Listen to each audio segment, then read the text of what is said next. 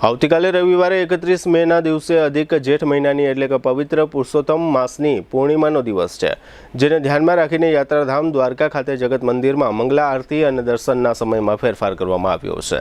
દ્વારકાધીશ મંદિરે આવતીકાલે રવિવારે સવારે 5 વાગ્યે મંગલા આરતી થશે। સામાન્ય દિવસોમાં આ પૂર્ણિમા કર્મનો સમય સવારે 6 વાગ્યાનો હોય છે, પરંતુ આવતીકાલે પુરુષોત્તમ માસની પૂર્ણિમા હોવાથી ભાવિકોની ભીડને ધ્યાનમાં રાખીને આ નિર્ણય લેવામાં આવ્યો છે। મંગલાના દર્શન સવારે 5 વાગ્યાથી 8 વાગ્યા સુધી થઈ શકશે। ત્યારબાદ મંદિરમાં અન્ય તમામ દર્શનનો સમય નિત્યક્રમ મુજબ રહેશે। આ ફેરફાર અંગે દ્વારકાધીશ મંદિરના વહીવટદાર હિમાંશુ ચૌહાણે આપેલી વિગતો પ્રસ્તુત છે। ભગવાન દ્વારકાધીશના મંદિરે પધારતા તમામ ભાવિક વૈષ્ણવ ભક્તો માટે વિનંતી સાથે જણાવવાનું કે આવતીકાલે તારીખ 31/5/2026ના રોજ પૂર્ણિમાના ક્રમમાં ફેરફાર થયેલ છે।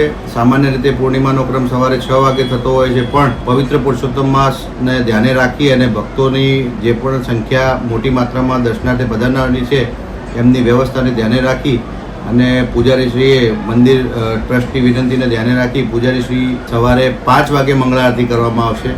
તેથી તમામ ભક્તોને આ મેસેજ પહોંચે। મંગળા દર્શન સવારે 5 થી 8 સુધી ખુલ્લા રહેશે।